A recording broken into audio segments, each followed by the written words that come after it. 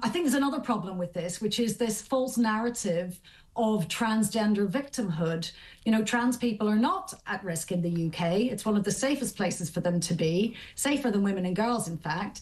But we're constantly told they are at risk. And then that is used as a pretext for them to access women's spaces. And so we're told, oh, trans women, that is men who identify as women, are not safe in men's changing rooms, men's toilets, and that's why they have to come into the women's toilets. And as we know, where that gets us to is that any man can walk into the women's toilets. I mean, the crazy thing here is that this artist is Mexican. She's talking about commemorating some trans friend who died 9 years ago.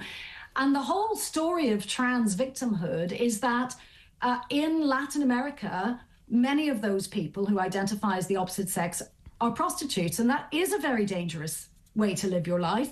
Men and women alike in sex work are indeed at risk. A lot of folks seem unsure about how to sleep with a trans woman. I'm a woman. Just treat me like a woman and choke me.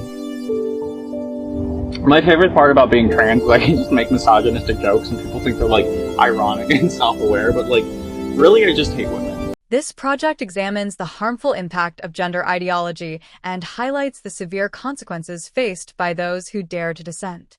Kathleen Stock. The philosophy professor was awarded an OBE in the 2021 New Year Honors List for services to higher education. But more than 600 academics criticized the decision, signing an open letter that criticized Stock's comments on trans and gender nonconforming people. The letter said her harmful rhetoric reinforced the patriarchal status quo. The academics said they were concerned there was a tendency to mistake transphobic fearmongering for valuable scholarship and attacks on already marginalized people for courageous exercises of free speech. Stock told the BBC her recent time on campus was like some sort of surreal, terrible anxiety dream, to see your name plastered over every wall. Lots and lots of young people, and all eyes are on you, and all fingers seem to be pointing at you. It's like some sort of medieval experience. On her most recent attempt to visit the university, Stock described being confronted by posters calling her a transphobe and demanding that she be fired. I just turned around, ran back up to the train station, hyperventilating, and got the first train I could home, she said.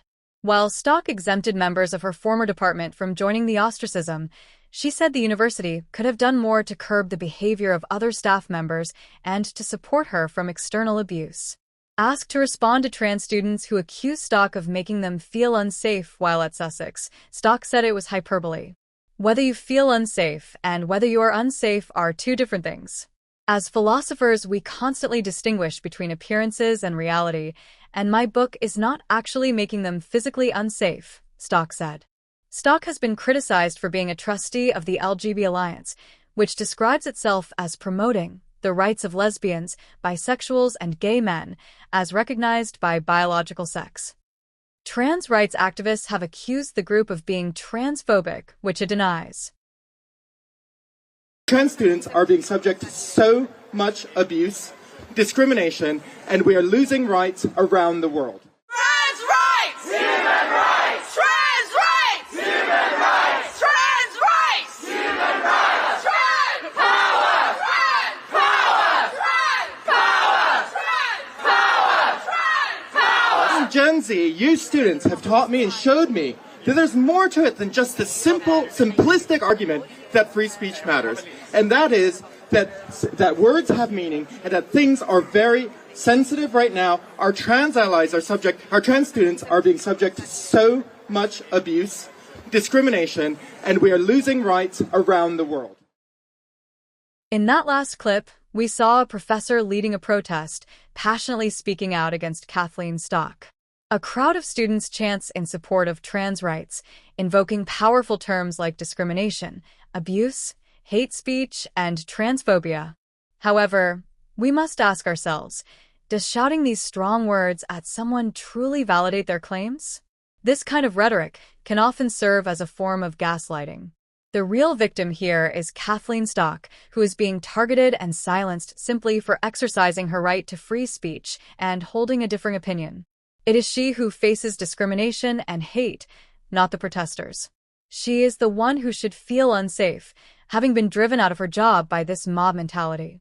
This raises critical questions about the nature of free speech and the accountability of those who seek to silence dissenting voices. J.K. Rowling. The cast review said children had been let down by remarkably weak evidence on medical intervention in gender care. Rowling described the report as a watershed moment. One social media user replied to her, "Just waiting for Dan and Emma to give you a very public apology, safe in the knowledge that you will forgive them." The Harry Potter author responded, "Not safe, I'm afraid." Celebs who cozied up to a movement intent on eroding women's hard-won rights and who used their platforms to cheer on the transitioning of minors can save their apologies for traumatized detransitioners and vulnerable women reliant on single-sex spaces. Rowling has been accused of being transphobic for her views on gender identity and for saying trans women shouldn't be allowed into female-only spaces. Rowling has hit back at accusations she misgendered a newsreader.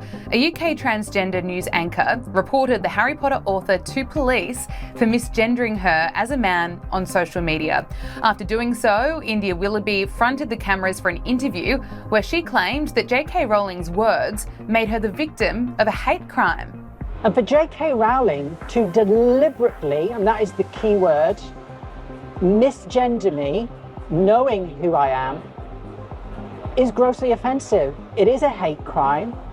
For context, J.K. Rowling and India Willoughby have been locked in a war of words on X for more than a year. Last January, India Willoughby posted, "I'm more of a woman than J.K. Rowling will ever be." But the latest row kicked off earlier this week when J.K. Rowling highlighted issues about trans women being allowed in female locker rooms. And J.K. Rowling has responded to India's claims, arguing that free speech is protected under British law. And she went on to say that if she was to be contacted by police, she would explain that, in my view, India is a classic example of the male narcissist who lives in a state of perpetual rage that he can't compel women to take him at his own valuation. In contemporary discussions surrounding gender identity, the narratives often presented can be strikingly divergent from the lived experiences of many women, particularly those in oppressive environments. The framing of transgender-identifying men as victims of discrimination has become increasingly prevalent, yet it raises critical questions about the nature and severity of such claims. For instance, while some may label being misgendered as a form of hate speech or the inability to use women's facilities as discrimination, these claims often overshadow the harsh realities faced by biological women. Take, for example, the plight of women in Afghanistan, where rights have been stripped away in the most egregious ways. Women there are not merely facing severe restrictions on their freedom of speech, they are outright forbidden from speaking in public. Girls are often married off as young as 9 years old, subjected to lives of servitude and oppression. They endure barbaric practices like genital mutilation, which robs them of the ability to experience sexual pleasure, and are forced to adhere to oppressive dress codes that render them invisible. In stark contrast, a woman in a free country like the United States cannot opt out of the biological reality of being a woman, regardless of societal changes in gender identity discourse. Moreover, the notion of life-saving healthcare, often championed within gender identity discussions, typically centers on procedures such as breast implants and facial surgeries, rather than addressing essential healthcare needs faced by women, such as reproductive rights, maternal health, and protection against violence. If the ideology of gender identity were genuinely grounded in a universal experience of oppression, one might argue that every Afghan woman would seek to identify as a man, escaping a reality where their very existence is marked by violence and subjugation.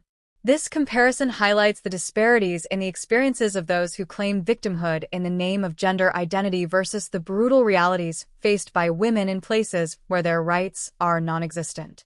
This stark contrast invites a deeper exploration of the narratives surrounding gender and the implications for both women's rights and the experiences of those who claim a transgender identity. As we navigate this complex terrain, it is imperative to scrutinize the validity and impact of these claims, particularly in the context of those who face genuine violence, oppression, and discrimination every day. He's bought Parwana for 200,000 Afghanis, just over $2,000 US. Covered up, Pawana whimpers as her mother holds her. "This is your bride, please take care of her," says Pawana's father. "Of course I will take care of her," replies the man. His large hands grab her small frame. Pawana tries to pull away. As he carries her only bag of belongings, she again resists, digging her heels into the dirt. But it's futile. It was about just the way she was killed for not doing anything wrong.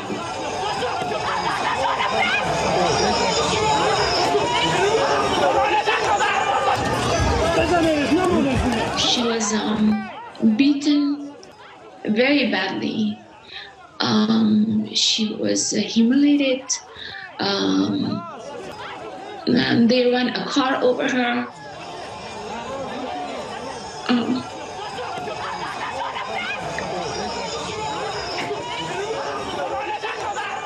They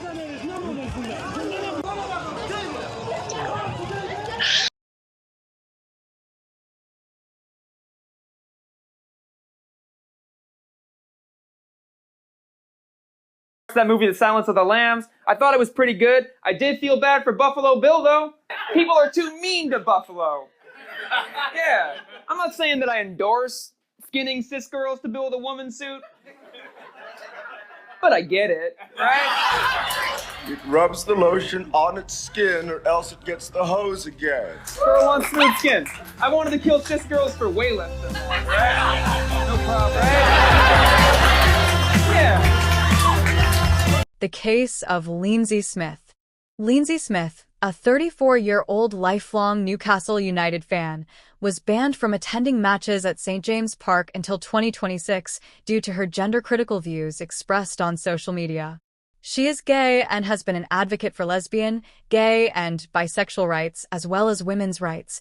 But her belief that biological sex is real and immutable, specifically that transgender women are not women, led to her exclusion. The ban stemmed from a complaint about her ex-posts, which prompted a 4-month investigation by the Premier League's secretive unit, originally set up to tackle racism in football. This unit compiled an 11-page dossier on her, detailing personal information like where she lives, works, and walks her dog, despite her posts having no connection to football or the club. Mary McDonald Lewis writes, "I am a playwright in Portland, Oregon. With a partner, I created and was self-producing The Macbeths, a reconsideration of Shakespeare's original, curated and recomposed to focus on Macbeth and Lady Macbeth's ambitious, doomed love. The play is 100% Shakespeare, yet 100% new, a swift and powerful extended one-act, geared to captivate longtime fans of the Bard and to introduce him to newcomers as well. I was also to play Lady Macbeth, the role of a lifetime, and my partner was to play Macbeth. But because I have publicly spoken out against the forced use of pronouns and for the protection and defense of girls and women in school, sports, crisis centers, and all private spaces, Portland leftists mounted a boycott against the Macbeths. They threatened me on social media with physical, emotional, and financial violence, and terrorized the theater space into canceling the show 2 weeks from opening. My partner abandoned me and required me to post a public declaration stating that I was asked to resign from the company we founded, that he supported every aspect and facet of trans activism, and that I should be the sole focus of any outrage caused by my opinions. The show was canceled. I lost all my investment in the project and my on-stage role. My reputation was damaged. All the artists working on it lost 50% of their pay. The theater lost its rental revenue, and my partnership was destroyed. Note, the leftists didn't care about the content of the Macbeths. They just wanted to banish me from making art due solely to my belief in freedom of speech and biological reality. Nevertheless, I am undaunted. There are brave, free-thinking artistic directors who want to mount the Macbeths, and I vow this play will be produced. We must show those who seek to silence us that their attempts at censorship will only make us louder. Jasmine Sussex said men can't breastfeed. She has been punished. Now, I want to ask you about breastfeeding expert Jasmine Sussex. We've had her on this program a number of times. She was sacked from the Australian Breastfeeding Association back in 2021 for refusing to use gender-neutral language. She refuses to make ridiculous claims, if you ask me, and she's been dragged into court over comments she made about the practice of what is called male chest feeding. This is by a transgender woman, so a man identifying as a woman. Take us through what's happening here. Why is this a process that's now in court or in a tribunal? It's absolutely extraordinary, and just another example of a woman being punished for speaking the truth. This particular activist documented his journey of trying to chest feed his unborn baby. It was not successful. Jasmine raised concerns about the ethics of men trying to chest feed. There's no studies that back up the evidence that the fluid that comes from men, which experts describe as galactorrhea, is safe or nutritious for the baby. So essentially, newborn babies are being used as guinea pigs in this social experiment, and this is something that Jasmine Sussex has pointed out. The E-Safety Commissioner originally censored some posts of her discussing this issue. This particular activist has made multiple complaints against Jasmine to the Queensland Human Rights Commission, and it's resulted in this court action. He's demanding an apology, $15,000 in compensation, and for her post to be removed. It's just extraordinary, and another example of why we need action from the government to reinstate women's sex-based rights and to remove gender ideology from all our sex discrimination legislation, because it is being weaponised by men to silence women like Jasmine. With a feminine penis, it has a different mouthfeel. Proving womanhood is wasted on its inferior natives. Women aren't humans, but savage terrain waiting to be navigated, broken in, dominated, explained, and thus validated by men, the heroes, the humans of the narrative. Quote by Diana Shaw.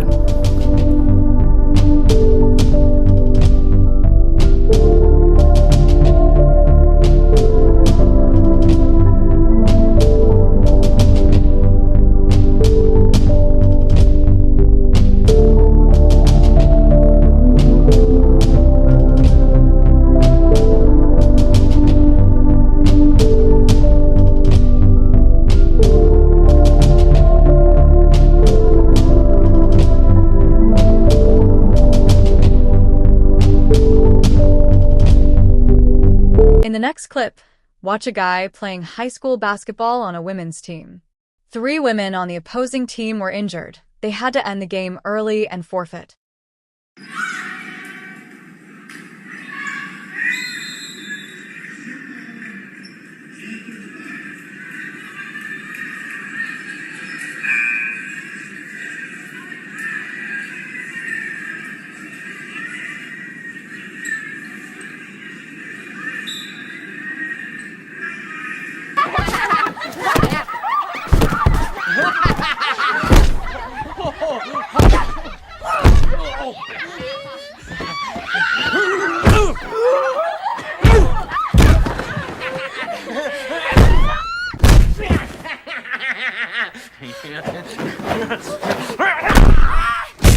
With the superintendent of Dighton-Rehoboth Regional School District, and he says that student, she had 2 of her teeth knocked out in addition to other facial injuries. Now, it happened during a playoff game in Swampscott last night. You can see a player in white wind up to take a shot, and the ball rockets and hits one of those girls in the face, causing severe injuries and for play to be stopped for about 15 minutes.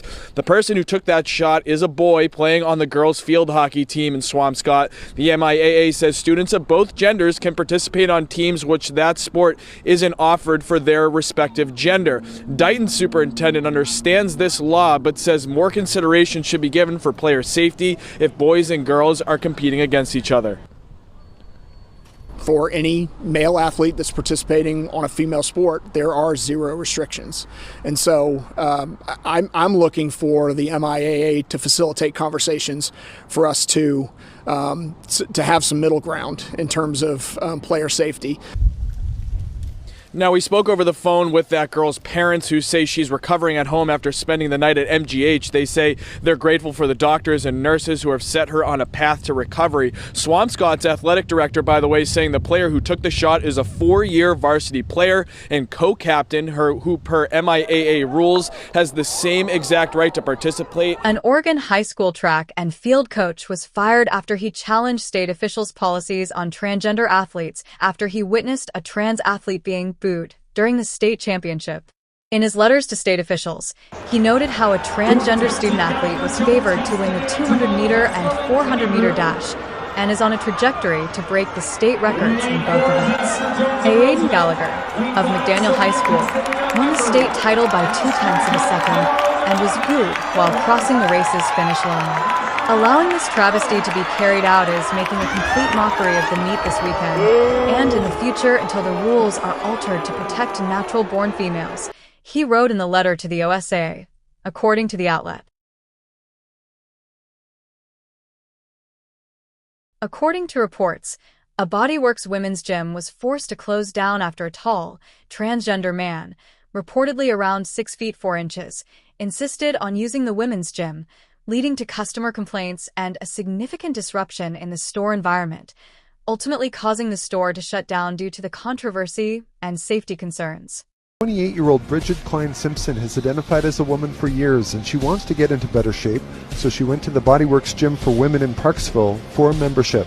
Klein-Simpson says she was initially welcomed, but after one workout she was informed she was not allowed at the women's-only gym. Saying, sorry, we made a mistake, you're not actually allowed to be here, but you're more than welcome to use the co-ed facility, and I kind of just hung up. A rape crisis worker was unfairly fired. Why was she fired? A rape crisis center employee was unfairly dismissed and discriminated against on the grounds of her sex realist beliefs, a tribunal ruled. While working at Edinburgh Rape Crisis Center, YARCC, Roz Adams raised concerns about how the center dealt with issues related to gender identity. This led to a 10-month disciplinary investigation, which the tribunal found was clearly motivated by a strong belief amongst the senior management and some of the claimant's colleagues that the claimant's views were inherently hateful. So, Roz Adams worked at Edinburgh Rape Crisis Centre, where she learnt when she got there that they said trans women are women, and they employed a man who identifies as a woman as the chief executive of the centre. And so she became worried that she couldn't tell users of the centre clearly that there are no men here. Which is a major issue for women who've been abused, who've been raped, that they want to be somewhere they consider a safe place. Absolutely, and it was advertised as being a service that was by women for women, and yet she knew that there was a man who was running the organisation, and also she had colleagues who were female but who identified as non-binary, and so they changed their name, or one of them changed her name to something ambiguous. And Roz asked, well, how do I explain to users that they will be seen by women? A woman who calls herself they, them, fine. But what the users want to know is, am I going to be seen by a woman? And she was accused of being transphobic. For worrying about really, really scared, hurt women who'd been raped. What a horrible person she is. Yes, yeah, and they said that when people sent emails to the centre to ask about whether they had female staff, those emails were filed under hate. The culture of the place was just not focused on the people that they should be concerned about, which is the women who've been raped. It was focused on the identity of the staff, and so Roz tried to ask very careful questions about this, and she was subject to a heresy hunt and driven out of the organisation. And now she's won her tribunal, and not only has she got financial compensation, but the tribunal has just said that Edinburgh Rape Crisis Centre needs to apologise to her, needs to admit that it discriminated against and harassed her, and that nothing that she did was bullying or harassment towards them. Yeah, April. Hutchinson was suspended for 2 years. Got in trouble for that. Your sport looked at you, an actual woman, and said, because you correctly called Anne a biological male, you were suspended from your sport and you remain suspended to this day? Yes, I can't compete. Oh my God. I did have the suspension reduced because I got a lawyer involved and we appealed it through a third-party organization. But the thing is, Megan, Anne's been actually the one harassing people. Like, I don't know if you saw the clip from back last March, making fun of women in their bench press and how weak we are. We have that. The whole year, they've just disciplined me and threatened me with discipline. But yet Anne can actually make threats towards me. He made threats last week towards Premier Daniel Smith, like literally death threats. And they cater to this mentally ill, narcissistic man's feelings and puts all the women's feelings and our mental health aside and fairness. This next person was accused of bullying and discrimination simply for refusing to play a biological male. Refusing to play a biological male athlete in the last basketball game of her season, 15-year-old Frances Stout was called out for bullying and alleged discrimination. I went and sat out, and my coach asked me if I was okay, and I said, no, there is a boy on the team. I will not be playing or participating in any part of this game. This person is 18 years old, so he's a grown man at this point that was playing on a JV basketball game with 14 and 15-year-olds. So I went up and I talked to the athletic director and I said, can you tell me if that's a boy on the team? And he said, I'm not going to, say we do not discriminate based on sexual identity. And I said, well, President Trump just yesterday signed an executive order saying there's no boys or men in women's or girls' sports. And he said, we do not have to follow that. We follow Washington state law and WIAA. We got a letter saying that Frances was under investigation. We did get a letter late Friday that they have found that she has violated WIAA policy. She hasn't violated Tumwater school policy. So now they've placed her on what they're saying is if there's any further incidences, she can be charged with further discipline. Thank you for everybody being out here and supporting all the women out there in California and in the nation. My name is Ryan Starling. I'm here on behalf of Taylor, my daughter, and Caitlin. They are athletes at Martin Luther King High School.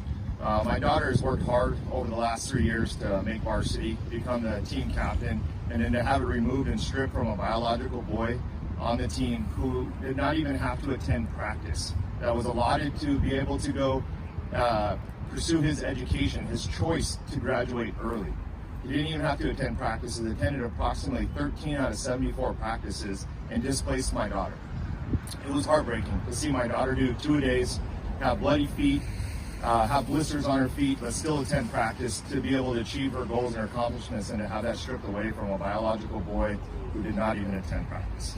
And then to have these two brave girls, Taylor and Caitlin, stand up, wear these shirts in protest against their religious beliefs, their beliefs that women should be protected in sports, and to have the administration at Martin Luther King High School compare their shirts to a Nazi symbol or a swastika on a shirt and wearing that in front of Jewish people is outrageous. Outrageous. To use that comparison that their shirts are like a swastika and wearing that in front of a Jewish person.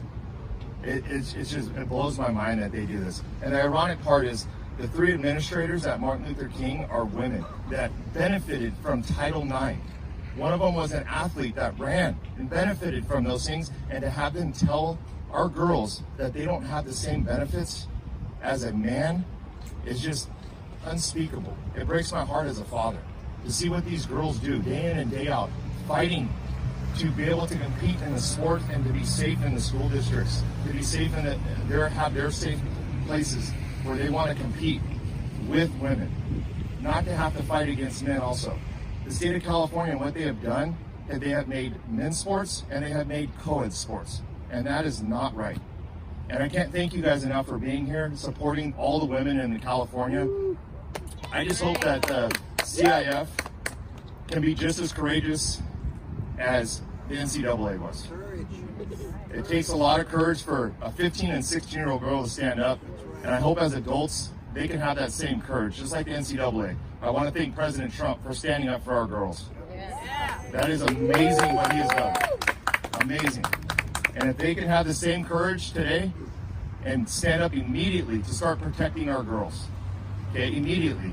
It's not only every single day that goes on, the past, the present, and the future girls, their names are being erased from the leaderboards. Their names are being taken away from scholarships. Their names are being taken away by biological men.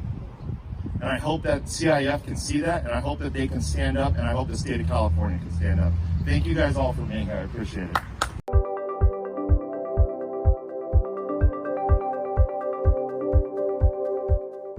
The school does allow other messages. There's other social, political, religious messages worn on shirts by other students. And then there's also signs hanging around campus. There's gay pride flags hanging in the classroom. And so there are other messages that are allowed that haven't been censored. And I know, Taylor, you even asked the athletic director regarding other messages. So if you want to speak to that, you can go ahead and share. Yeah, I asked our athletic director about, because the student on our team wears bracelets that say like trans pride, and I asked him why is he allowed to wear that, and why can't we wear ours and express our opinion when he is expressing his opinion? Like, why can't we wear our shirts? So then she just brought up the example of the swastika again. She wouldn't really answer my any of my questions. She just kept on bringing up that example. When we wore them to practice, we actually did get a lot of compliments for wearing our shirts from other athletes on the team. And when we did wear them, our athletic director called us over, and then as Julianne said, we had to remove our shirts, and then we had to put on a different shirt because we weren't allowed to wear this shirt at practice. The girls wore shirts that they're wearing right now that the front says Save Girls Sports, and then on the back of the shirt it says it's common sense, XX does not equal XY. And so the girls wore these shirts to a cross-country practice, and the same athletic director that had displaced Taylor on the girls' varsity team told the girls that they needed to remove their shirts or hide the messaging on their shirts. And when the girls very respectfully asked, why do we need to change our shirts? What's wrong with the messages? The athletic director told the girls that their shirts, the messages on their shirts created a hostile environment. And the girls, again, very respectfully asked, what does that mean? What do you mean that our shirts create a hostile environment? And the athletic director told the girls that it would be, the messages on their shirts would be the same thing as wearing a swastika in front of a Jewish student. Personally, it hurt me like really bad because I am not like a hateful person. Like, God calls us to love everyone and be kind to everyone. So like just hearing that made me feel like really bad, like I was being like hateful towards that person when I wasn't. I was just standing up for women's sports and helping them get equality in their sports. Yeah, it was definitely hard to hear because like we were by no means trying to be hateful. We were just wearing a shirt that expresses what we believe in, trying to raise awareness to a situation. And it was not targeted to an individual athlete at all, which the athletic director kept making it sound like it was.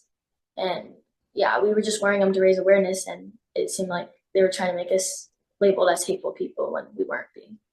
While I never really believed the cliche about women being good for only one thing, that sentiment kept creeping into my fantasies. I would imagine myself being sold into sex slavery and having strange men take advantage of me. It's called forced feminization, transforming a loss of male privilege into the best F***CK ever. Julia Serrano, trans-identified author. The fight over fairness in women's sports unfolding at San Jose State University.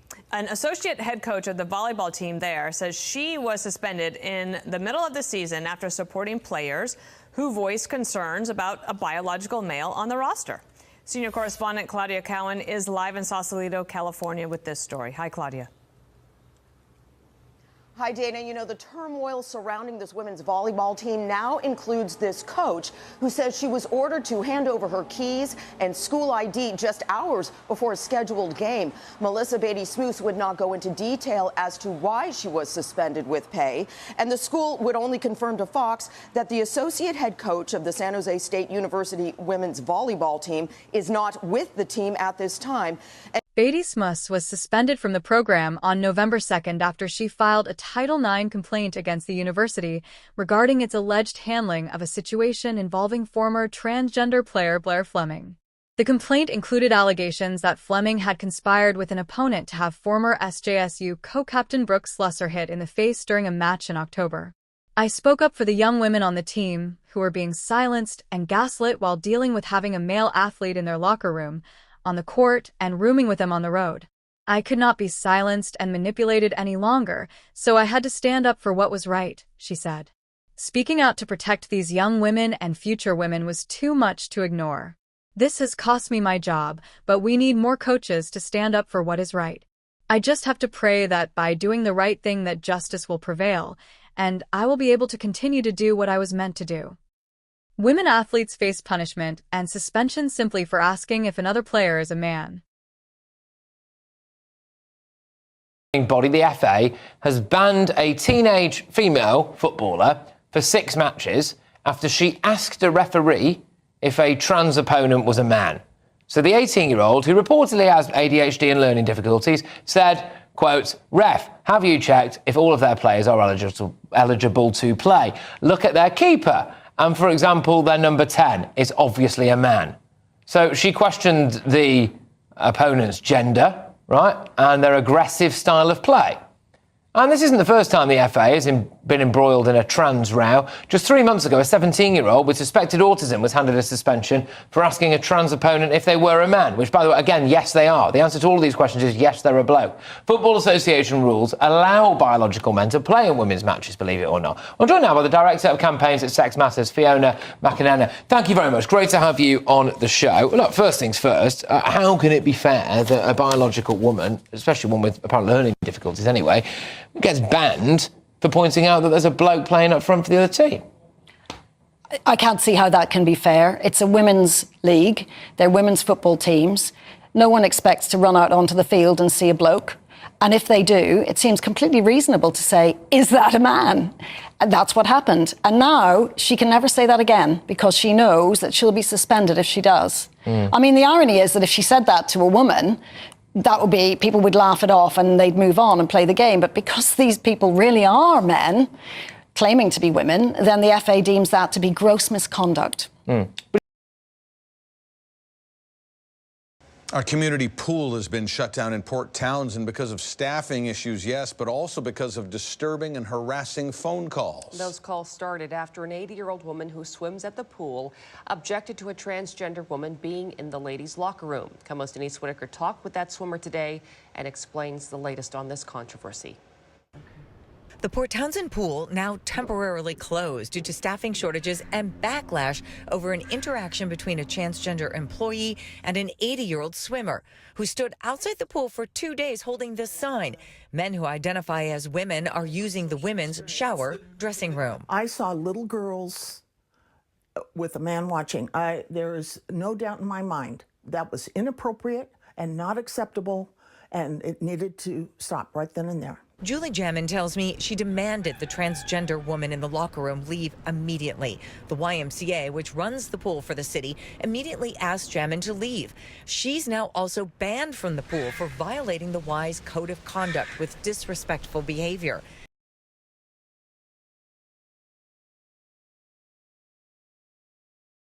Several staff from the Gender Identity Service went to him with deep concerns about child safeguarding, with tales of huge caseloads, children who were being sent off for endocrinology appointments after 2 or 3 appointments sometimes. Now, that wasn't all of them, and there were still some clinicians who were trying to work longer term. The clinician said there was pressure within to keep people moving, keep moving kids through.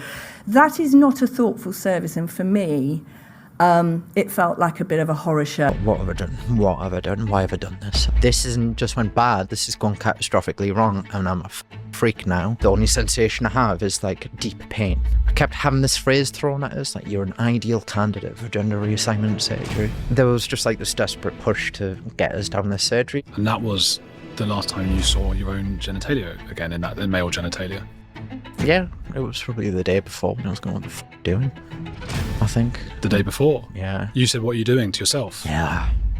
I regretted it pretty much instantly. It just kind of looked like an animal had bitten at the area. Did you really think about what it would feel like to wake up the next morning and not have anything? No. No one's there to tell you, like, why it's gone wrong, or to really explain to you what the procedure is. They kept saying these lines like, oh, it'll give you decades of extra quality life, you'll be more congruent with your body, and you won't, you can wear leggings. It's not going to make your life longer. It's going to shorten it statistically. That's what we know from the research. I can feel your anger speaking about yeah, it. I'm really pissed. Why are we all just like taking this? I kept going back and I was like, I regret this. I shouldn't have done this. All I want to tell you is I just shouldn't have done this. And I kept saying no. Yeah, and there might be people watching this now who are considering going through with the surgery. Don't do it. Would it be fair to say you were groomed by ideologues? A woman in Norway is facing up to 3 years in prison on criminal hate speech charges after saying that a man cannot become a lesbian. Tunj Jevgen, a lesbian filmmaker and actress, was informed on November 17th that she was under investigation for speaking out against prominent Norwegian activist Christine Jentoft on Facebook. Jentoft is a trans-identifying man that often refers to himself as a lesbian mother. Jentoft previously accused another woman, Christina Ellingsen, of transphobia for a similar claim.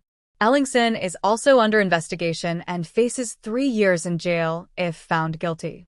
The post on Jevgen's Facebook page under investigation read, "It's just as impossible for men to become a lesbian as it is for men to become pregnant. Men are men regardless of their sexual fetishes." Jevgen has said that she intentionally posted her Facebook message to draw attention to Norway's hate speech laws. Jevgen's comments appear to be under investigation for falling under a 2020 amendment to the country's penal code that added gender identity and gender expression under protected categories from hate speech. People found guilty of hate speech face a fine or up to 1 year in prison for private remarks and a maximum of 3 years for public comments. Ellingsen was also reported for hate speech against Jentoft. The feminist activist is outraged that males who appropriate the female sex have more protections than actual females.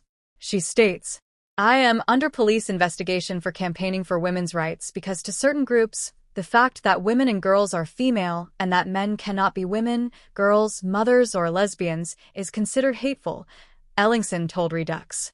Women are not protected against hate speech in Norway, but men who claim to be both lesbian and a woman are protected both on the grounds of gender identity and on the grounds of sexual orientation, Ellingsen said. The fact that police are legally able to investigate and persecute women who engage in women's rights is concerning. This is new territory in Norway, so the outcome of the investigation is important, both if the case is dismissed and if it leads to trial. This is not the first time a person has faced charges like this in Norway. Last year, a man was sentenced to 21 days in prison and fined for insulting and misgendering a trans-identified male on Facebook. My sexual orientation is like same-sex orientated, and it actually excludes men. And this is quite important, especially for young girls. Calling women names like transphobe, hateful, bigot, or freak for expressing beliefs about women's rights and safety can indeed be seen as a form of gaslighting and can detract from the serious issues of violence and discrimination that many face. Here are several points to consider. Undermining legitimate concerns. Women advocating for their own rights, safe spaces, and fair competition in sports often do so out of a genuine concern for safety and equity. Labeling them with derogatory terms dismisses their valid experiences and concerns, which can be seen as a form of gaslighting that twists their reality and makes them question their own feelings. Dismissing women's voices. When women are silenced or attacked for expressing their views, it undermines the very essence of feminism and women's rights. This dynamic can perpetuate a culture where women's voices are marginalized, ultimately detracting from the progress made in advocating for women's issues. Escalating hostility. Protests aimed at getting individuals fired, expelled, or canceled for their beliefs can create a hostile environment that stifles free expression. This hostility often comes from those who claim to be advocating for inclusivity and acceptance, making it ironic and counterproductive. Redefining hate. The act of labeling and attempting to ruin the lives of women who hold differing views can be seen as hateful behavior itself. This creates a paradox where those who claim to oppose hate are engaging in actions that harm others, undermining the integrity of their cause. Distraction from real issues. Focusing on silencing dissenting opinions detracts from addressing actual violence and discrimination faced by women. Attacking women for their beliefs about safety, sports, and spaces can be a form of gaslighting that not only invalidates their experiences, but also detracts from the important conversations surrounding violence and discrimination. Those engaging in name-calling and attempts to silence dissent should be critically examined, as their actions may reflect a deeper intolerance that undermines the values of respect and dialogue. Hi, I'm Miriam Cates, and this is GBN Originals. Today we'll be discussing two groundbreaking legal cases that, although taking place on the opposite sides of the world, are in fact deeply interconnected. They expose the insidious creep of gender ideology into our institutions and the devastating consequences for women and children. Let's start with Sandy Peggy. Sandy is not a politician, not an activist, but a nurse who's given 30 years of dedicated service to the NHS and her patients. Her story, unfolding in an employment tribunal in Fife in Scotland, should send shivers down the spine of every woman in this country. Sandy, as you may know, objected to sharing a female staff changing room with a male trans-identified colleague, Dr. Beth Upton. Now, Sandy didn't go looking for a fight. She simply felt deeply uncomfortable, as any reasonable woman would. She tried to avoid using the changing room when Upton was present, but on one occasion she had no choice. She was menstruating heavily, a deeply personal detail that she had to reveal in court because of the absurd lengths to which the case has gone. In a moment of understandable vulnerability, she spoke to Upton, explaining her discomfort. And what was the result? A complaint of bullying.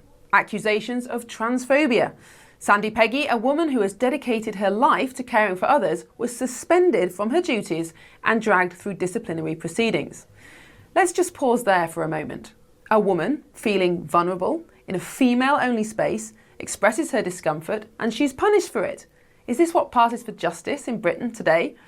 Fife NHS Board have even tried to force Sandy's legal team to use female pronouns when referring to Dr. Upton and tried to conduct the hearing in private. Thankfully, they failed on both counts. Now, the details emerging from this trial are frankly shocking. The NHS's legal team accused Peggy's barrister of dead-naming Upton by presenting a document that referred to Dr. Upton's gender and male name, Theodore, at the time of his original GMC registration. Apparently, this dead-naming could cause the doctor extreme distress. Extraordinary. And now let's turn to Australia, to another landmark case titled Giggle versus Tickle. Despite its amusing name, this lawsuit is another seriously disturbing case that highlights the relentless assault on women's spaces. Giggle for Girls is a networking app designed exclusively for women. Sal Grover, the founder of the app, created it to provide a safe and supportive space for women to connect, network and share experiences without men. Seems perfectly reasonable, doesn't it? But Roxanne Tickle, a biological male who identifies as a woman, sued Giggle after being denied membership. He claimed the app's female-only policy was discriminatory, and shockingly, the Federal Court of Australia agreed. The court ordered Giggle to pay Tickle 10,000 Australian dollars in compensation to cover his legal costs. Let that sink in. A man is rewarded for demanding access to a space specifically designed for women. The court even stated, and I quote, that sex is not confined to being a biological concept, referring to whether a person at birth had male or female physical traits, nor confined to being a binary concept limited to the male or female sex. This is utter madness. How can a court of law deny basic biological reality? How can they ignore the very purpose of single-sex spaces, which is to protect the safety, privacy and dignity of women? Sal Grover rightly points out that the women's movement has fought for decades for the right to have female-only spaces. This ruling effectively wipes away those hard-won rights, opening the door for men to demand access to any and all female spaces simply by claiming to identify as a woman. This is not about equality, it's about the erasure of women.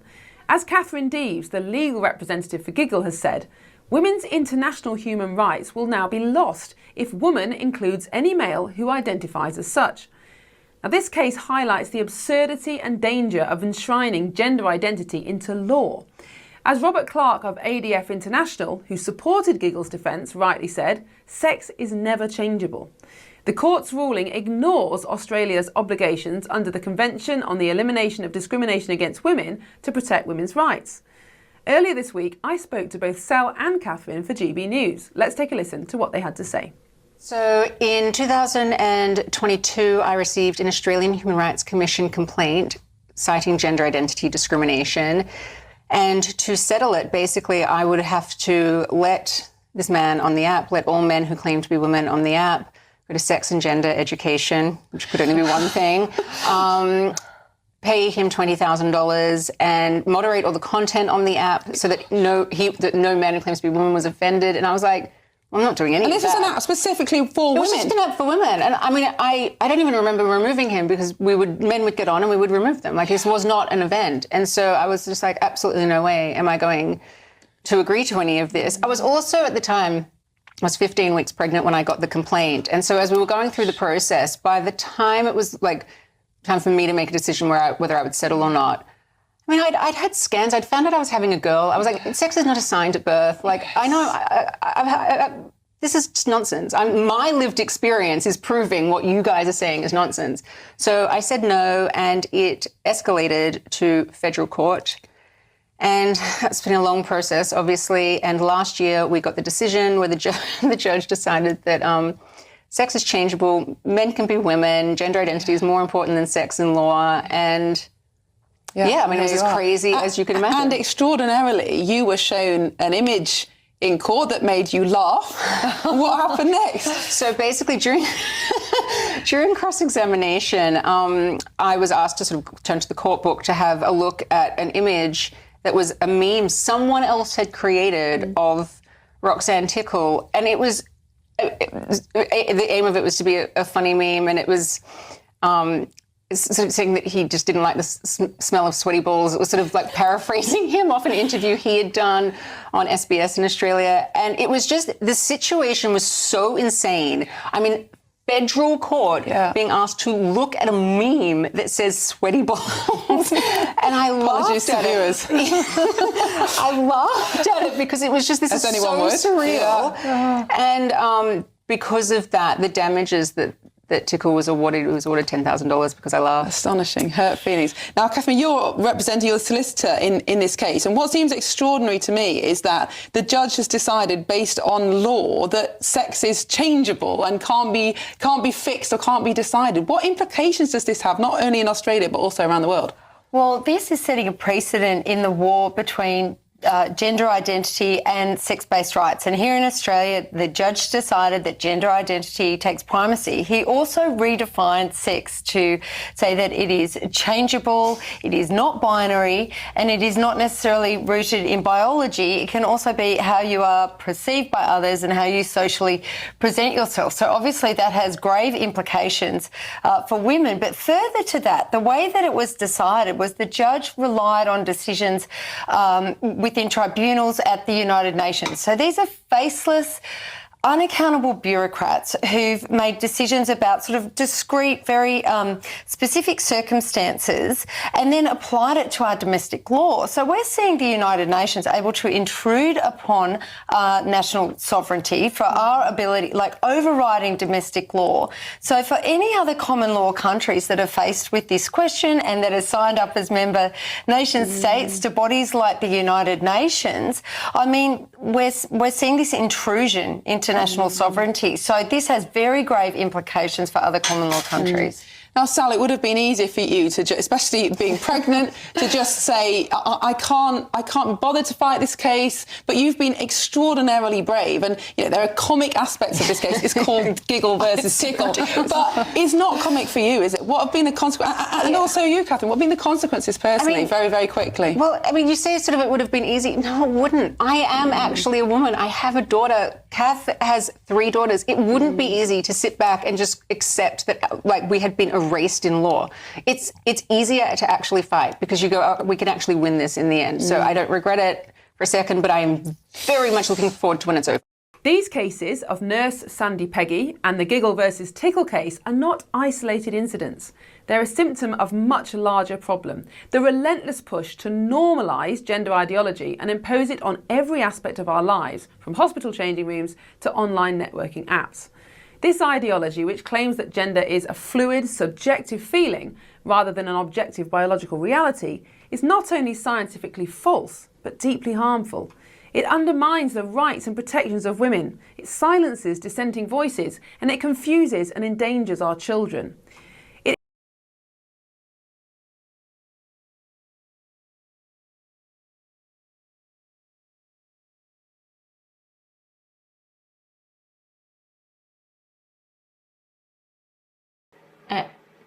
So I have gender euphoria bonus.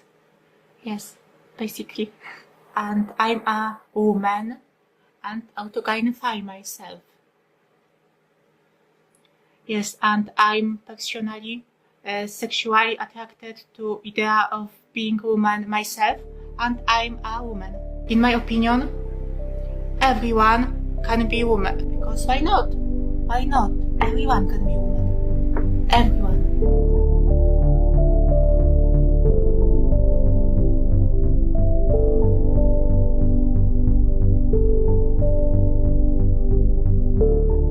Autogynephilia is a man's love of oneself as a woman. And as Donovan Cleckley proposes, exists at the intersection of autoeroticism, fetishism, and narcissism. If you are a lesbian who is same-sex attracted, you better keep that to yourself. Next in, CEO and founder of the lesbian dating app Her said that her app seeks to minimize transgender discrimination on the app by, among other things, suspending the accounts of those who publicly post preferences that exclude transgender users. Following is the email that the Hers app sent out to lesbian women who were open about their desire to only date other biological women. Hi Jen. Thanks for reaching out to us. Your account is suspended for phobic/disrespectful speech in the bio of your profile. Specifically, please only contact if you're born female and proud to be a woman. Absolutely no trans women or non-binary people, please. Her is a welcoming place for queer people, including non-binary and trans folks. Trans women are women. Regards, Devon. Lesbian Visibility Week. Happy Lesbian Visibility Day. From me, I'm Robin. I'm the CEO at Her, and from all of the Her team, to all our lesbians in our thriving community, we see you, we love you. And a big thing we're wanting to talk about this year for Lesbian Visibility Day is the incredible breadth and representation of this lesbian community. There are some, frankly, just like hideous, overbearing, aggressive, offensive voices right now on the internet, the TERFs, and we're we are here to make it clear that lesbians exist of all different kinds and types. There is no one way to be a lesbian. And so anyone who is trying to suggest or other you in your lesbian identity can get the especially if it's on Her. We are a platform for all lesbians, trans lesbian, non-binary lesbians. You are all part of our lesbian community. and there's no space for TERFs on her. So with that, happy Lesbian Visibility Day. Jenny Watson was one of these women who was suspended on the Her app and banned from the lesbian dating platform. She decided to take matters into her own hands, launching her own events and app designed specifically for real lesbians who are biological women. However, her initiative has been met with fierce backlash, raising a troubling question. Why is it acceptable for biological men who identify as women to occupy space on a platform meant for lesbians, while a biological woman creating her own woman-only space faces litigation and attempts to have her banned? This situation is inherently unfair. It underscores a double standard where biological women are excluded from their own spaces in favor of men who claim a female identity. Yet, when these women assert their right to create a platform that prioritizes their needs and experiences, they are met with resistance and attempts to undermine their efforts. This dynamic not only marginalizes women but also highlights the ongoing struggle for women to maintain their rights to safe, inclusive spaces. It begs the question, why are women's voices and choices dismissed in favor of those who do not share their biological experiences? Told by the venue, the College Arms, where you've been hosting this event for almost 5 years, suddenly, no, you can't anymore. Yeah.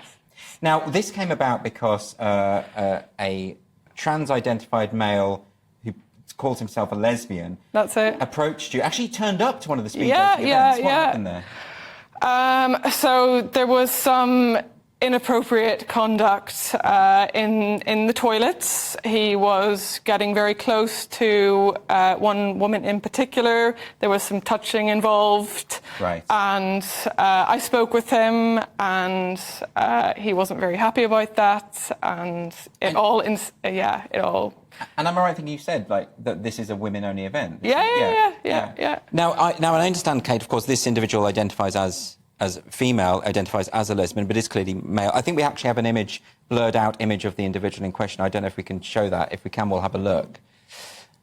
So when, Kate, you have people who are biologically male, as this individual clearly is, attending a lesbian event and behaving inappropriately, irrespective actually of the behaviour, Kate, isn't it within Jenny's right to say, look, this is a lesbian event, this is for women only? Yeah, sure. I mean, to our mind, it's the only thing more absurd than a man saying he's lesbian is the fact that the people that own these venues have decided that that Jenny is bigoted and unkind for calling out this obvious untruth. Yes. And I think it's very much being framed as by the activist as being, I suppose, anti-trans. But in essence, it's nothing to do with trans people. We just don't want men to come. Yeah. Because trans people are entitled to live their lives. Of course, and absolutely. You know this. But you are running an event specifically for women who are attracted to women. Exactly. And we want lesbians to be safe in those events, and that's all there is to it. There's but it's no hatred. It's interesting that people interpret it as hatred. Exactly. And straight away. Yeah, which is crazy. And presumably you would have called out that kind of behaviour if it had been a woman, a biological woman as well. So it's very interesting, this case. And what makes this particularly interesting, I think, Kate, is that we now know that the new manager of the College Arms has come in, and we know because there was someone that you know who was in a WhatsApp group who saw messages. It was a WhatsApp group of activists, wasn't it? And this manager entered the WhatsApp chat to explain to the activists that he had let's say, some spicy views about this event and wanted it to stop. Is that right? Absolutely. I mean, far too spicy, probably, most of them to say here. But it's really interesting because it's so difficult anyway for people like Jenny to set up an event like this in the face of so much real hostility from people. And then to find out, as we did, that somebody from the organisation that actually owns the pub is in that group, making it their mission to shut down an event held in by their own employer. So it's a really, really peculiar situation, and even more frightening when you know that it's behind the scenes this is happening. So the manager of the pub is saying that this is a purely business decision, saying that's why he wants this shut down, that it's not successful enough. What do you make of that? Well, he's saying that now. But the WhatsApp messages don't show that at all. Hedman, 64, a 3-time World Championship finalist, hit the headlines in May when she forfeited a match at the Denmark Open after refusing to take to the oak to face trans player Noelin van Leuven. She defended her controversial decision by telling German outlet Bild, "I'm not playing against a man in a women's event." Hedman is evidently not budging from her stance on the matter after pulling out of yet another tournament after being drawn against a transgender opponent. On Saturday, the Heart of Darts decided to withdraw from a women's singles tournament run by the United Kingdom Darts Association. People always tell women to simply not play when biological men are involved. However, the moment women decide to not compete, they are hit with bans, restrictions, threats, and accused of violating policies. Since Dita Hedman withdrew, WDF has issued a threat. Female darts players threatened with disciplinary action over refusal to play transgender opponents after British star pulled out of 2 events in protest.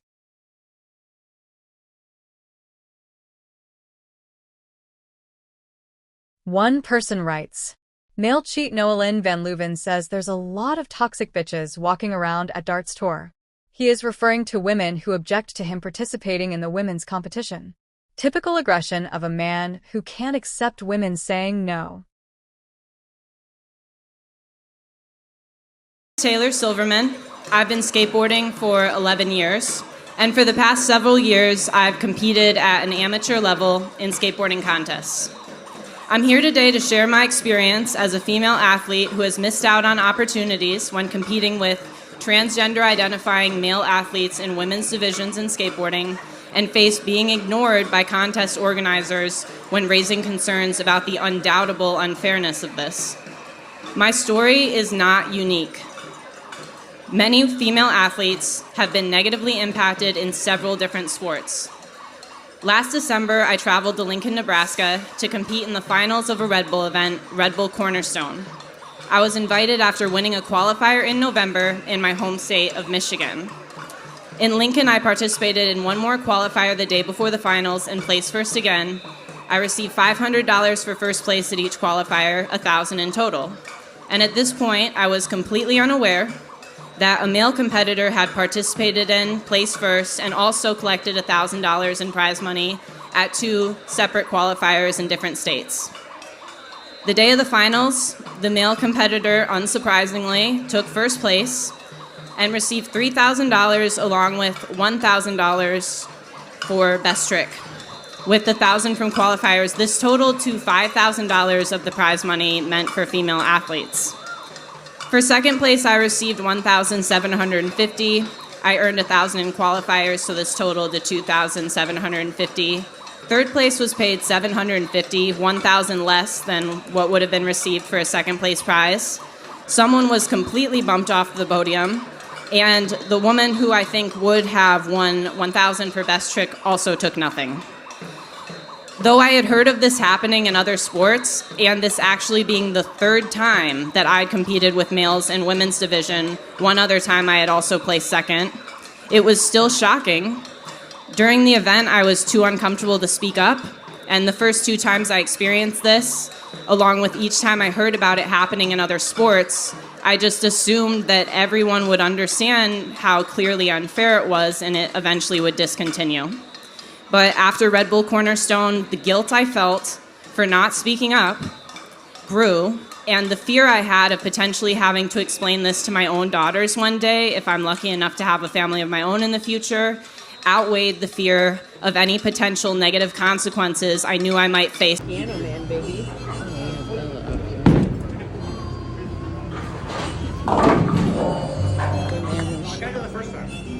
All right, so I see here you have diagnosed yourself with gender dysphoria. That one's pretty deadly. I'm afraid there's only one cure. You need to make a mockery of women. I'm gonna write you a prescription, okay? You're gonna need giant fake tits, shoes and clothes from sex shops, more makeup than a Cleveland hooker, and a Reddit account for whining about J.K. Rowling, okay? This is serious. All right, let's see. You're gonna need a choker to hide your madam's apple, some anime porn accessories, and this fucking IKEA shark for some reason. We're not sure exactly how the science works yet, but we do know that mocking women's bodies is the one and only way to keep you from killing yourself now that your egg is cracked. No, you can absolutely keep your dick. Sorry, girl dick. Just make sure to show it to all the little girls in the locker rooms, and your prognosis is looking pretty good. What the public didn't realize is he was also undressing with us in the locker room.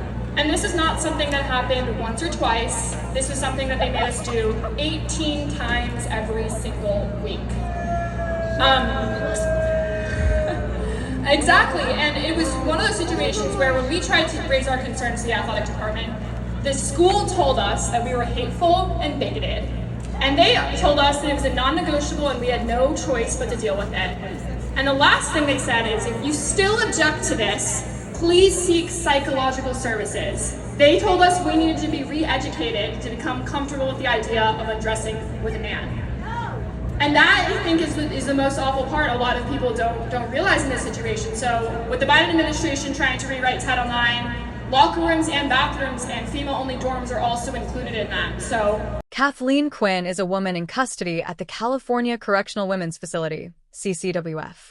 Like the overwhelming majority of incarcerated women, her involvement in the justice system is a direct result of her experience with trauma and male violence. Now, she is forced to live with abusive men from whom she cannot escape. She's experienced harassment from these men and retaliation from the prison for reporting them. I had just been told I could go home after 17 years, 18 years. And so I was devastated. I was 3 weeks from paroling when they took away my date. The only reason I filed this grievance was because I believe that SB 132 is bad policy. I believe that preoperative men should not be housed with women here with their genitalia still attached. I disagree with it.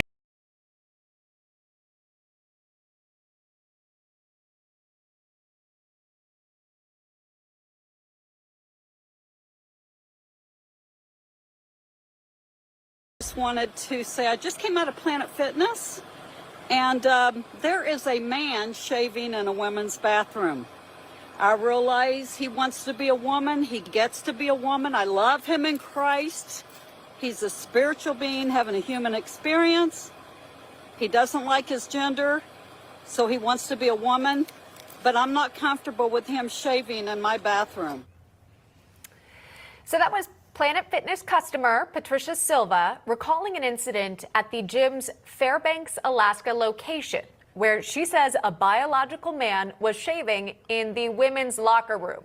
Silva saying that there was a young girl who was in a towel, freaked out by the incident, and so she confronted him. And then she reported it to staff at the front desk of Planet Fitness, who didn't really do anything, she says. Following her video, though, the video online, Planet Fitness suspended Silva's membership, saying she violated its policies. And since then, Planet Fitness's stock has taken a nosedive.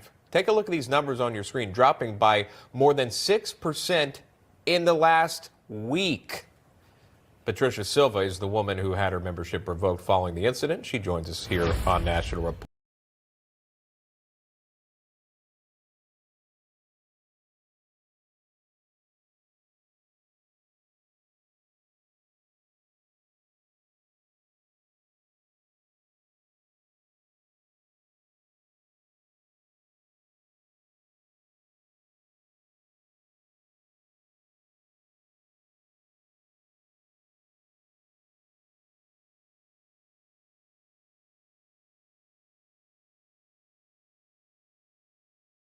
Today is out with its list for Women of the Year, honoring women who have made a difference on both national and state levels. One of them is Minnesota State Representative Lee Finke. The 41-year-old lawmaker has only been on the job for 2.5 months, but she's the first trans individual elected to the state legislature. Kennedy, I just wonder what will ever be left for biological females, be it on the athletic realm or these awards. We saw Jill Biden give an award of this nature to a trans individual for International Women's Month. Yeah, so there were actually some very compelling stories on this list. I went and looked through, and there were people that you normally wouldn't hear of, and USA Today did a very good job of going through and finding people, particularly a lot of Native women who have worked combating poverty and homelessness. So I don't want to take away from that list.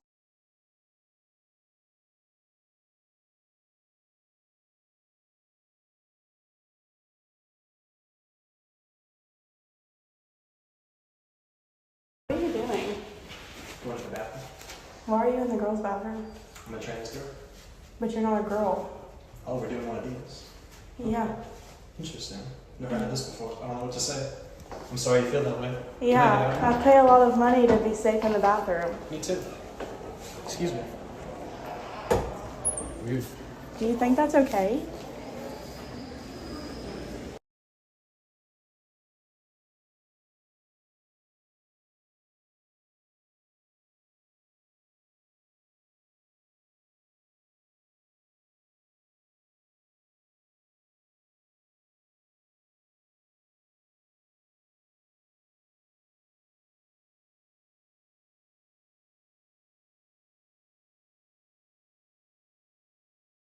Langford into their women-only organization because Langford says he's transgender. Now, what comes with being inducted into this sorority is unfettered access to the house, where about 40 college girls live. Now, a house where men, even fathers and boyfriends, are banned from being on the second or third floors because that's where the bedrooms and the communal bathrooms are. But Langford had access to all of it. According to the lawsuit, several times Langford had chosen to sit for hours on the couch in the second floor common area. Langford stares at women walking past. One sorority member walked down the hall to take a shower wearing only a towel. She felt an unsettling presence, turned, and saw Langford watching her silently. The suit also alleges that he has watched members enter the house and sometimes had an erection visible through his leggings. Other times, he had a pillow in his lap. Joining me now exclusively for an interview are three of the sorority sisters suing, Hannah and Jalen, who are both juniors, and Allie, who just graduated, along with their attorney, Cassie Craven from Longhorn Law. Hannah, let's start with you. How did all of this initially hit you when you were told that a man was to be a member of your sorority? Yeah, we were all shocked. I can speak for myself saying, never thought this would happen to me, especially in a sorority, in a space for women. We were never told it was a unisex space. We joined under the impression that it was a single-sex organization. Well, Jalen, I read the accounts of what made the sisters of the sorority uncomfortable about Artemis. What did he say to you or to any of you that you know that made you uncomfortable? There were a lot of uncomfortable moments in the sorority house, and it just goes to show the importance of women's spaces ultimately. And that's why we're here today, is we're fighting for the importance of women's spaces and what it truly means to be a woman. We were promised from the beginning that we would have a sisterhood, meaning only females, and our national sorority has failed us. They have blatantly ignored us and ignored our values and valued someone else over us in this uncomfortable situation. Yeah. Members of the KKG sorority at the University of Wyoming have lost their appeal to keep a trans-identified male out of the sorority house. Artemis Langford, who is said to have ogled the women while visibly erect, will be allowed to remain at the house. 16-year-old Abigail Wheeler was banned from her YMCA and kicked off her swim team after voicing concern on biological males identifying as transgender females being allowed in the girls' locker room. Her coach also reportedly accused her of hate speech. Kicking a girl off her swim team and accusing her of hate speech for expressing concerns about male genitalia in her locker room exemplifies a troubling trend that undermines not only her rights, but the very essence of fairness in women's sports. This action silences young women who dare to voice their discomfort, instilling a culture of fear that discourages honest dialogue about safety and privacy. For a teenage girl, being forced to compete against a biological male is not just a matter of fairness. It threatens her sense of security in spaces where she should feel safe and supported. By penalizing her for speaking up, we risk normalizing a dynamic where women's voices are sidelined, leaving them vulnerable in environments meant to empower them. This is not just about sports. It's about the fundamental right of every girl to be heard and protected in her own space. It just makes me feel on edge. You come into work, you're scanning the changing room before you start to undress. It's just uncomfortable, very uncomfortable. It's disgraceful that nurses are ending up in tears prior to their shift. I mean, we are there to be an emotional support for our patients who are about to undergo surgery. And it's very difficult to do that if you're in a state of distress from having to change in front of a male. I don't know, uncertain of ourselves. It's almost like a gaslighting thing that you're made to feel that you're actually really awful. And what people are saying to us, though, a lot of people saying, I think you're all really brave. Yeah. We shouldn't have to be brave. No, that's correct. Why is that? You know, oh, we're frightened for you. Yeah. Why are people frightened for us speaking out? And that's a shame. Yeah. That's what it's come to. Yeah, I'm hoping that women gain some courage from this and start to stand up for their single-sex spaces and protect them.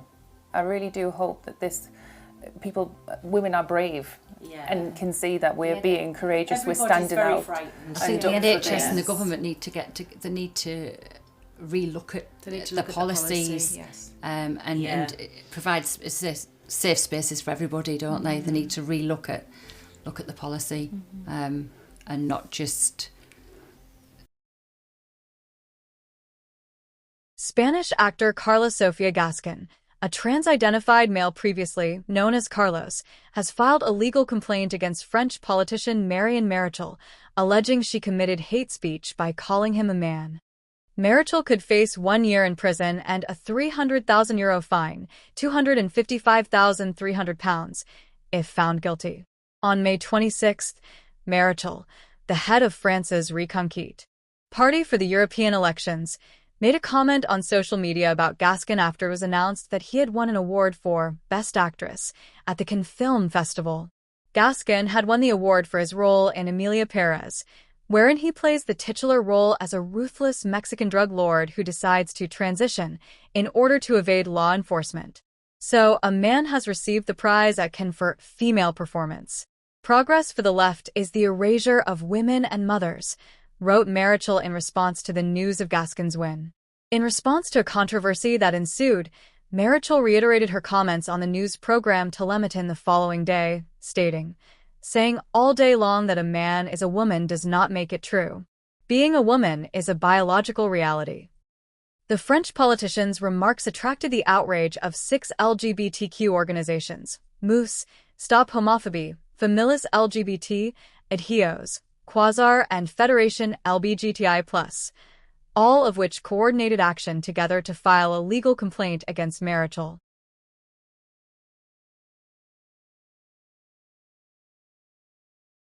A women-only fitness center in Erlangen, Bavaria, has been ordered by the government to pay compensation to a trans-identified male after the facility's owner denied him permission to use the women's showers. Doris Lang, who has been the owner of the Ladies First Fitness Studio for over 3 decades, received a notice from Ferda Adaman, the Independent Federal Commissioner for Anti-Discrimination, recommending appropriate compensation in the form of €1,000 to a trans-identified male for the personal injury suffered at being rejected from using the women's showers. Speaking to NIUS, Lang noted that a significant number of her clients were Muslim females who required a sex-exclusive place to train away from males.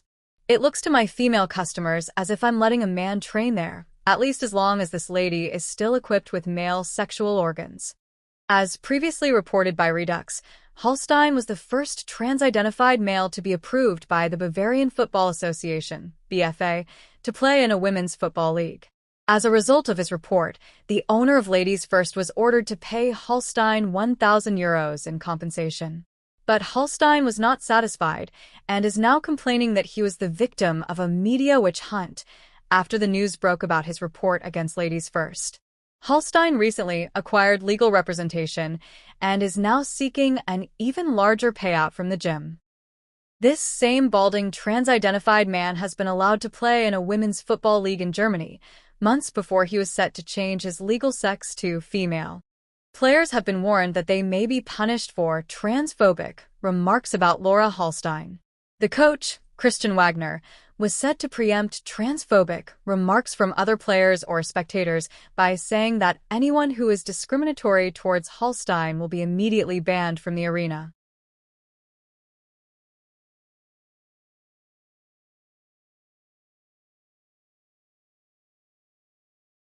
transition, she was harassed by a male gym member. She tells us she asked managers to use the women's locker room, but they repeatedly denied her access for nearly a year, despite a doctor's note confirming her transition, and even after she legally changed her gender. We're not going to give you access to the women's facilities until you've had your gender-confirming surgery. Well, in our opinion, you're just not a woman enough, or enough of a woman.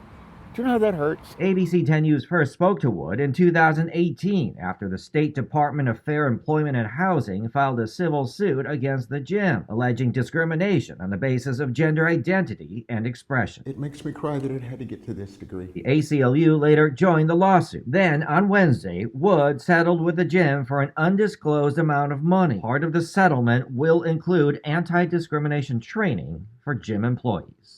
This settlement sends the message of responsibility and legal obligations to protect those who go to your services. Man who identifies as Muslim woman to receive $350,000 after being housed in men's prison for 1 month.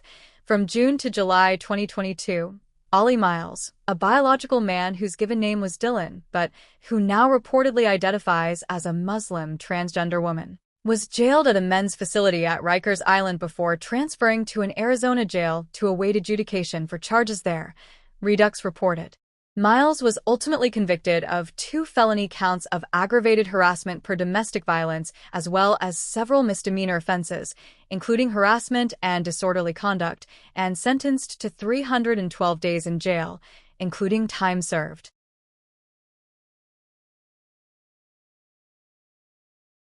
This same trans-identifying man sued a Manhattan yoga studio for $5 million because he was forced to use the men's locker room. It's the third gender identity discrimination lawsuit Ollie Miles, who also goes by the name Dylan Miles, has filed in the city in 13 months. The Arizona native turned up at Hot Yoga Chelsea on West 27th Street on May 4th for a 5 p.m. class, according to Miles' latest litigation.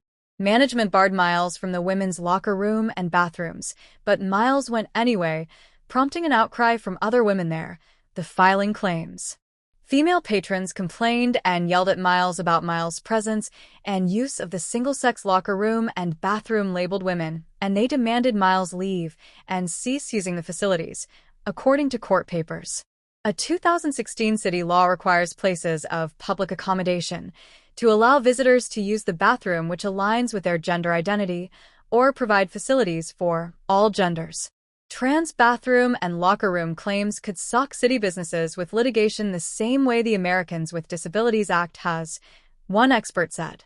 The landmark federal bill is the impetus for hundreds of lawsuits, many in part stemming from apparent professional plaintiffs who file dozens of claims and pressure small businesses into paying cash settlements. This is definitely a trend you can expect to see, said lawyer Ron Coleman, who is not connected to the Miles case, of trans discrimination claims which could follow the ADA mold. German trans-identified. Male sues McDonald's after being denied access to women's changing room. According to him, the colleague who asked him to leave the women's changing room was a Muslim woman who told him that he was biologically seen as a man, a statement that he alleges is discriminatory. Cynthia Dersoir, 22, had filed a complaint against the McDonald's franchise where he worked after management referred to him by his legal, male name and asked him to remove the makeup he wore during his shift. Cynthia Dersoir. Source: Haute Anjou. Dersoir began working at a McDonald's located in Segre-en-Anjou Bleu, beginning from September 2022. He was hired under his birth name and was legally registered as a male at the time. In early 2023, he began wearing makeup and prosthetic breasts to work, and by the spring of 2023, he obtained an alteration of his identification documents. Dersoir alleged that the discrimination happened over several weeks in 2023 after he began wearing his prosthetic breasts and makeup to work. Management at the McDonald's branch where Dersoir was employed continued to refer to him by the name he had been hired under, his male name, despite his request to be called by his feminine preferred name. On June 24th, the Employment Tribunal of Angers ruled in Dersoir's favor, ordering the franchise to pay him €7,000 in compensation. Dersoir's lawyer was excited about the verdict, noting that it set a precedent and that other victims may now be able to come forward.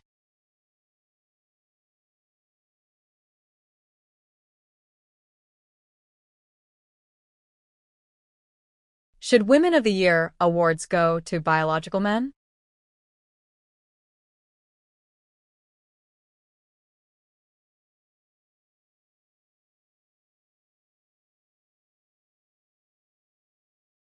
They've done it again. They put together a list of the top 100 inspiring women.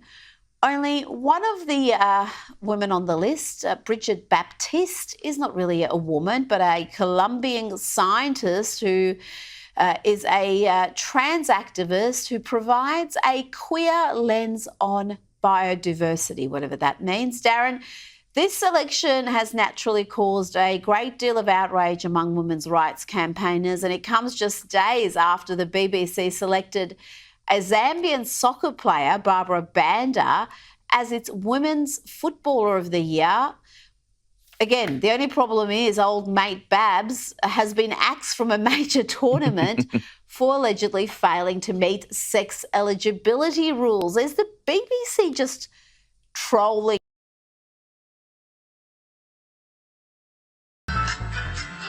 You are my candy girl, and you got me wanting you. Hello, puppets, and welcome to this very special episode of Slave Tasks that I'm calling Sissy Tasks.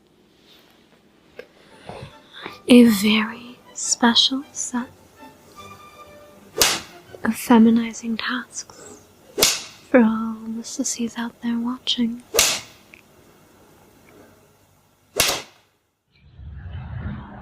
I'm a black-male sissy slave and a weak pervert. I'm a black-male sissy slave and a weak pervert. I'm a black-male sissy slave and a weak pervert. I'm a black-male sissy slave and a weak pervert.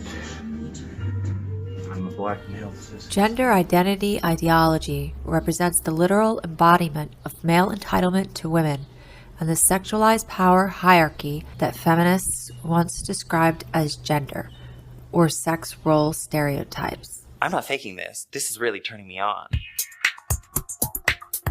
I want you to call me dirty names and sort of degrade me in certain ways. Would you ever get really hurtful? You can slap me around a little bit, right? Would you ever spit on me, while we were doing it? This eroticization of power and powerlessness has the effect of naturalizing women's subordinate role in society. And when I sit like this, I also feel the most penetrative. And I also want to penetrate you today. Your mind. When men perform a parody of femininity and claim this farce is what women truly are, they are fundamentally deconstructing women's humanity, reducing half the human population to a demeaning and objectified fantasy. But crucially, they are redirecting women back to the restrictive roles that afforded them power over the female sex in the first place.